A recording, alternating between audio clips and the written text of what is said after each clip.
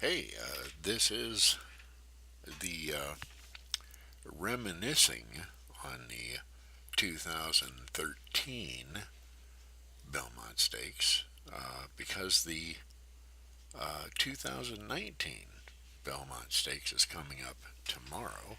Uh, this is June 7th, Friday morning, the full day before the Belmont Stakes. And as the recent tradition has become, I'd like to take a look at the uh, past the wire analysis of the Belmont Stakes for 2019. And I guess that's become so because I just get a tremendous uh, kick out of the fact that so many handicappers here lately have become analysts for some reason or another.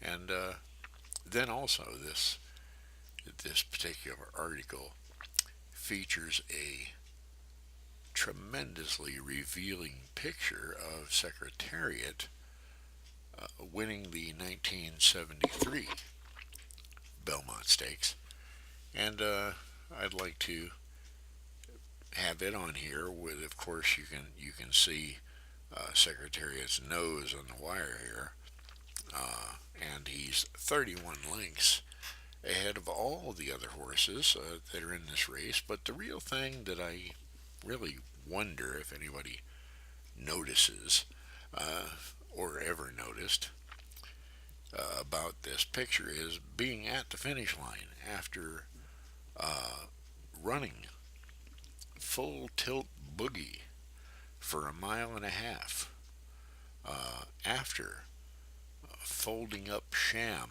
like a 50-cent lawn chair. Secretariat at the wire, if you notice, is in what I always called, anyway, full flight still. Uh, Maximum full reach stride. And this is, again, I think in the horse racing industry, this is also known as the X factor, that full stride, or the stride itself at all points, even if it has shortened, uh, it is still the X factor. And of course, the X factor has to do with the horse's ability to breathe and draw in air. Uh, so, the if the horse's ability to draw in air through the nostrils here, if that decreases during the race, the stride here, the reach shortens. Uh, so, it's a big key to the ability of the horse to run, and it's a huge part of the mechanics. And you might be able to say it's all of the mechanics. So that's another reason why I'm drawn to the handicapper, the form handicapper's analysis of a horse race, as I am. And again, of course, this analysis that has been placed here on the internet for us all to review uh, is by Giorgio Set, and that's him right there. And of course, the Past the Wire website is put forth by a world famous wagering man Jonathan Steadon. And, Geo starts out with "It's finally here, the annual run for the Carnations." For anybody that didn't know that, which is probably most of the people on the planet, uh, even most people in North America, uh, probably at this point in time think a Belmont steak is something you get out of a little beat up ranger going through the neighborhood with a freezer in the bed uh, for a couple of bucks. And let's see if we can get down to it here, because I'm looking just to get down to the analysis. It's a field of 10 colts, all of which are attempting to write their place in history. As you know, I'm never worried about the odds or who the betting favorite is at post time. And so we have for the top pick for this race is number 4 Tax, even though Tax has a 15 to 1 morning line. And if that's not enough for you, we can go to second choice real quick and see that Spinoff, another 15 to 1 morning line, is the second choice. So uh, let's take a look at why a farm handicapper would make this decision. Well, it's important to be decisive, Geo says. So that's what he's doing. This gelding is my top choice, mainly because I feel he wants the distance more than any other horse in the world, in the field. Okay. All along, I've been impressed by his performances on the track. I am also intrigued by his pedigree. And we hear a lot about this anymore, too, is how intriguing a horse's pedigree might be. Now, of course, regular people have no idea what that actually means. And I myself feel like at some point in time, an analyst ought to touch on it. So, uh, I'll I'll touch on it a bit, as I already have, with revealing to you, the regular person that doesn't really understand what these references are about or for. Uh, and this goes back to my my pointing out of the X factor and how it has to do with the ability of the horse to run around the track today in a race.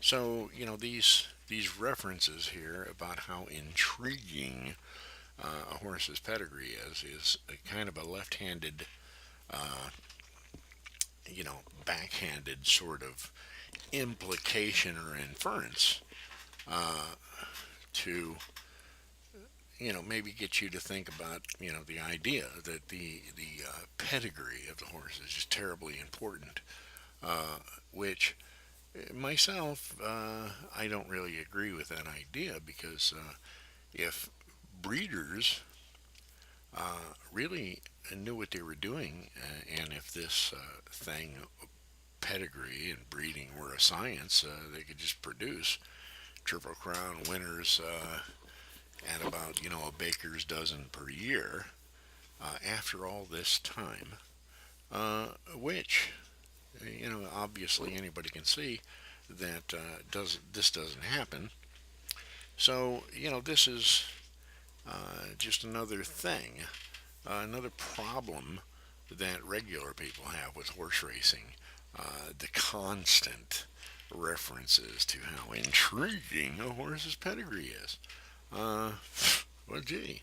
So I gotta get the regular person sees that and thinks, well, gee, I gotta get some sort of grip on these foreign and Martian concepts if I want to.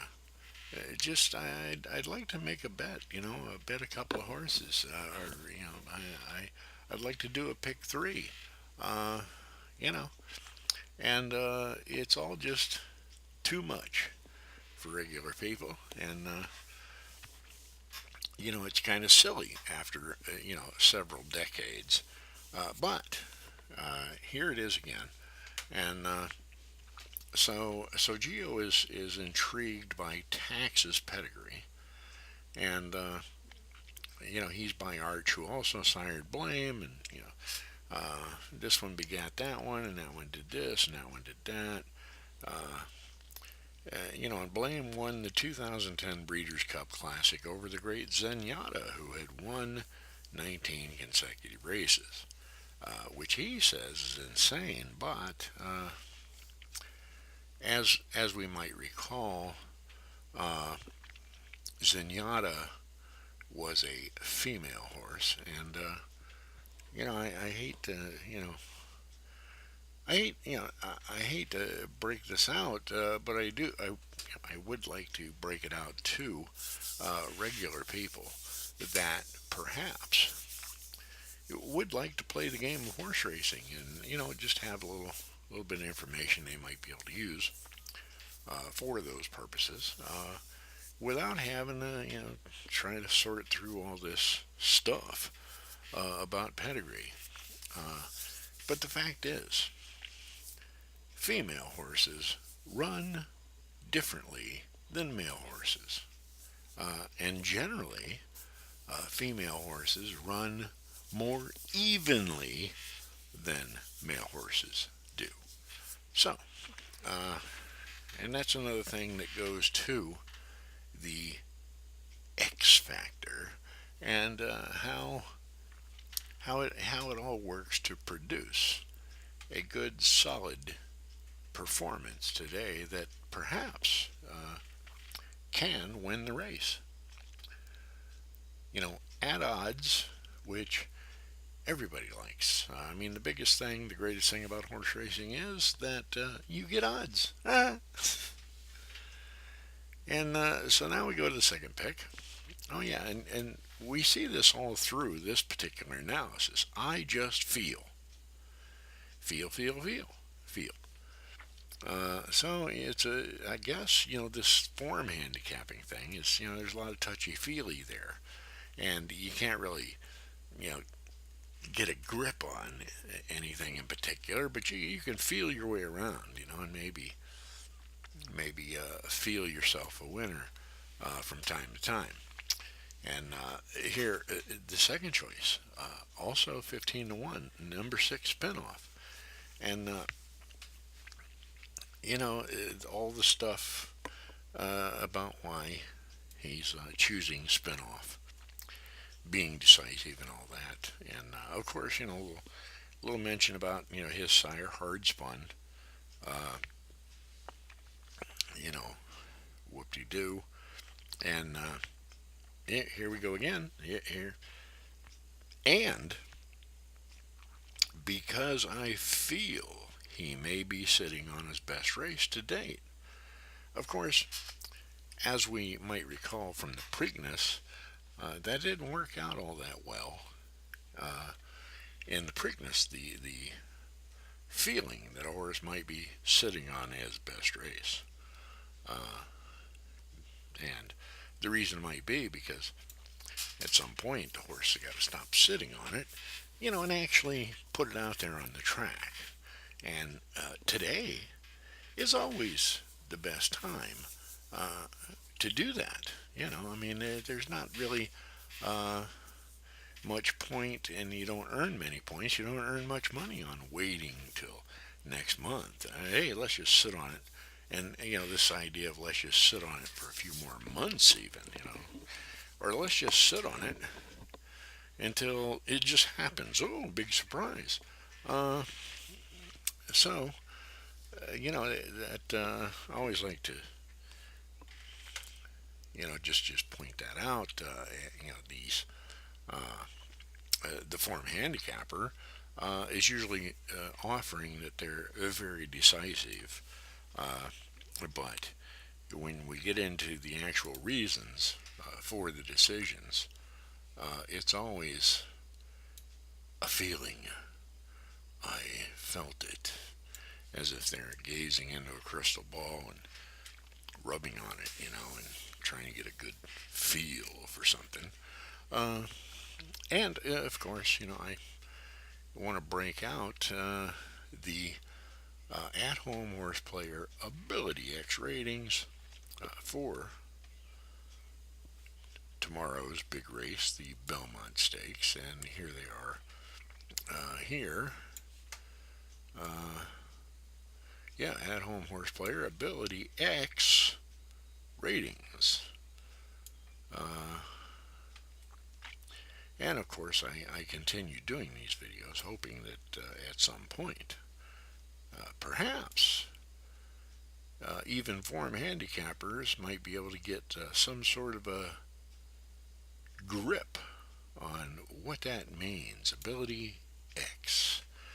Uh, so, but I continue to say that, the run number, the actual ability X rating, is the run, the kind of run, a measurement of the run that you can expect to see today in today's race.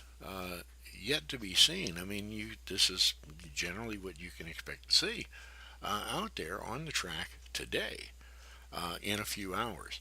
Of course, this is a race for tomorrow, but hey, it's getting to be same old in the format of Ability X ratings, because Ability X ratings is in a format that regular people can just look and see what the horse's ability is for this race coming up.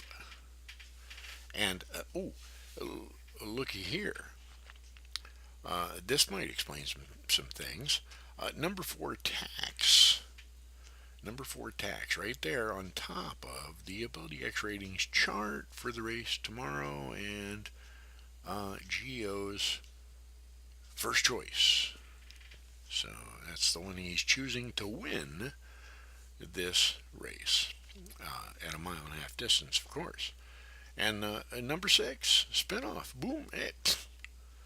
Uh, Gio has got number six. Yes, number six, second for his choice to win the race. These two right here, right up at the top of the Ability X ratings chart, the simple pick, and the number six spinoff, who is just 1 point lower than the Ability X ratings par for this particular race. And I have frequently referred to this type of horse with this kind of rating as an Ability X no-brainer. Because if we compare number 4 and 6 to, hey, let's compare them both to the two favorites for the race, 2-1, 2-1, number 9 and 10. OG, number 9 is 68.91. One of the favorites, one of the two favorites, Morning Line, and number 4 is 62.94. Early Speed. Early Speed 94, both those are 94. And the two Morning Line favorites, 91 for number 9 and 90 for number 10. And 90 is 76.90 for number 10.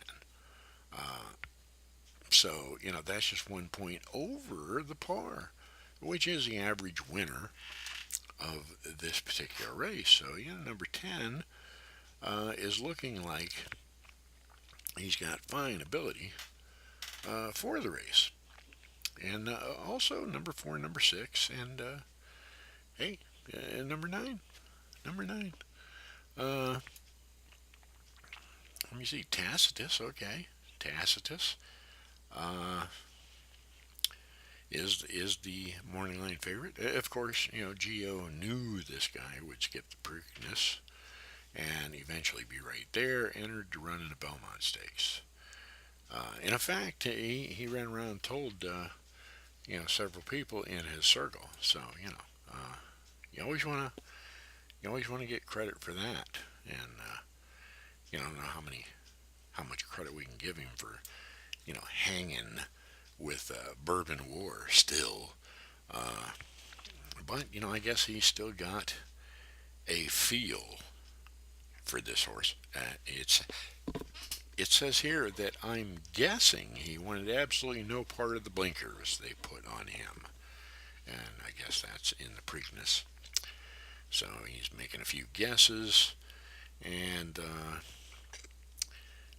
with a smart ride, even with the possibility of a just moderate pace, if this, if that, if the other thing, yada yada yada, blah blah blah.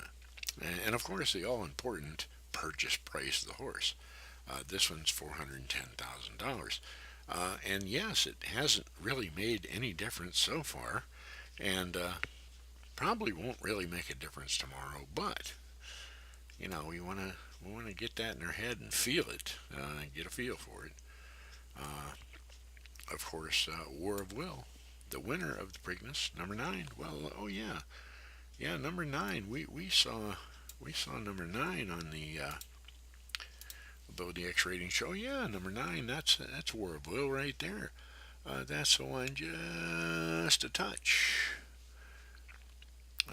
Went just a touch better in early speed than the par in the Preakness, and you know, registered run rating of 68, which is just a few points less. So uh, that's well, you know, since War of Will is uh, basically the favorite or one of them. I mean, that rating early speed is not a no-brainer. But number 4 is. That's a no-brainer, 15 to 1, in comparison with number 9. Uh, and this early speed isn't outlandish either. It's not really over the top, as we've seen through the Florida Derby, the Kentucky Derby, the Preakness, and so uh, it seems where most form handicappers really like early speed a whole lot, and they get a feel for it, and they think that very high early speed feels more solid to them. Uh, they like that a little better. But most analysts know what kind of early speed will run well in this particular race today because it's a mile and a half, and uh, regular people can see that uh, real quickly with at-home horse player Ability X ratings, because all you've got to really do is look at these two favorites, and in particular number 10, which is Tacitus, and realize, hey, number 10 is right there,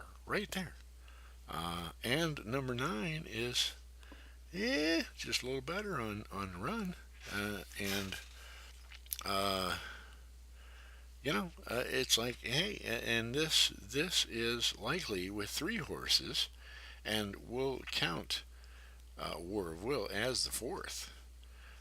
This is the likely early speed, or what form handicappers might want to refer to as the pace of the race tomorrow, the Belmont Stakes. It's just right here. There you go. You got 390s and a 91. Uh, so there's your pace. There's your uh, potential, potentially uh, this particular favorite, and this one here, War of Will, and Tacitus. Those are the two you really want to make comparisons to, because these are the horses that will need to be beaten unless you want to uh, actually bet money on a horse race at like less than 2 to 1. uh, which doesn't really give you much protection there, and it's it's really hard to make a bet for me anyway at these low odds. Now, if I can find some reasons to bet Geo's top choice and second choice here, one of them or both of them, if I can find some reasons right before the race, like an analyst does in the 20 minutes before the race goes off, I would look for some reasons to actually bet one of these two.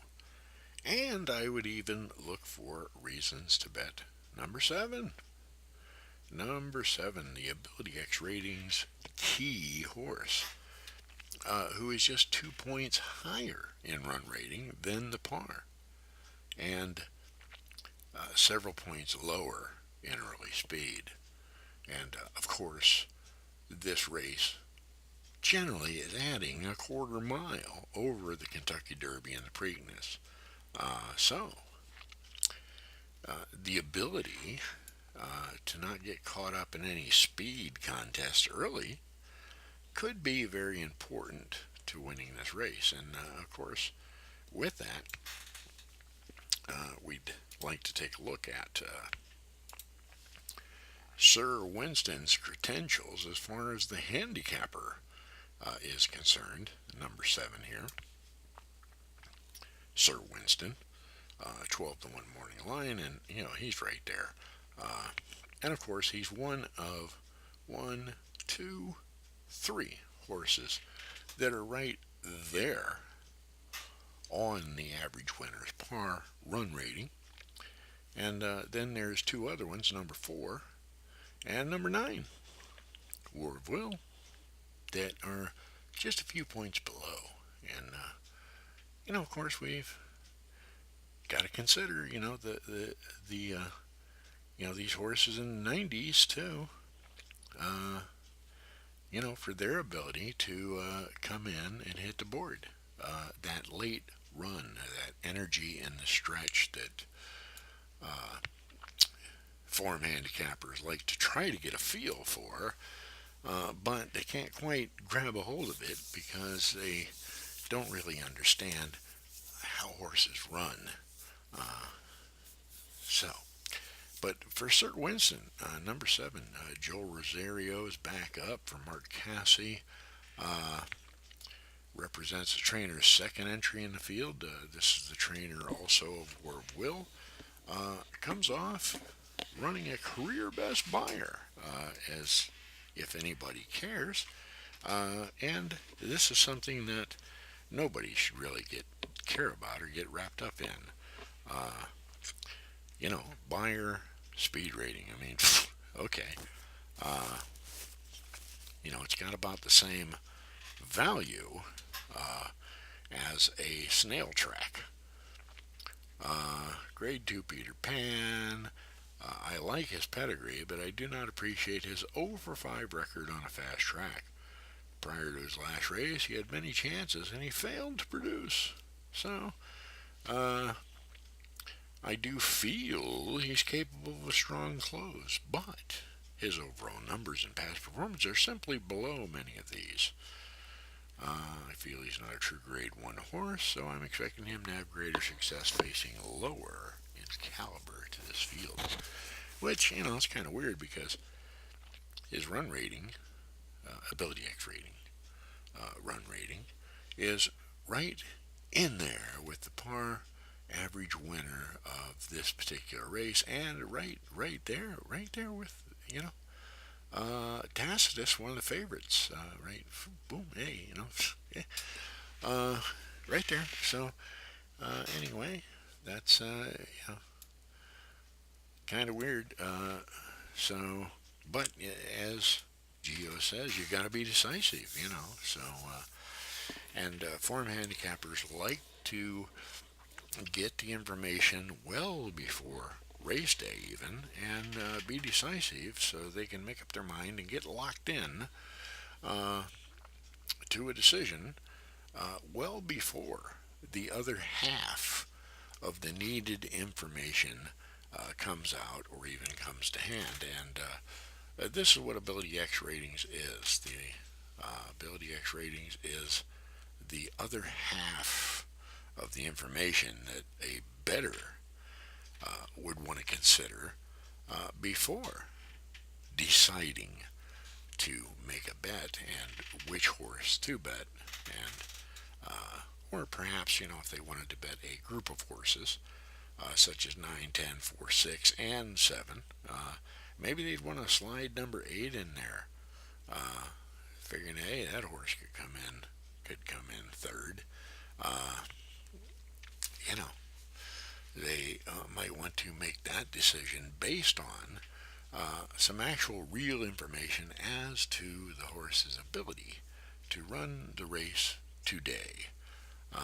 And of course, today is usually the best time to make those decisions, and I always recommend, uh, the 20 minutes before the race goes off, before the horses leave the gate, and even right up to 2 minutes before the horse actually comes out of the gate is a great time, and perhaps the greatest time to make that decision.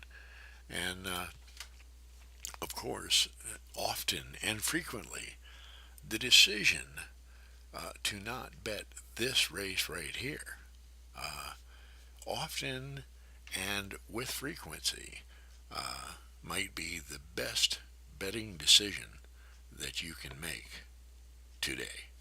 Uh, so, you like to put that information out there, and of course, put it alongside of what the form handicapper does, so that you can decide for yourself, and perhaps take advantage of the tremendous opportunity of the greatest game that mankind has ever come up with, the greatest betting game, anyway, and that's horse racing.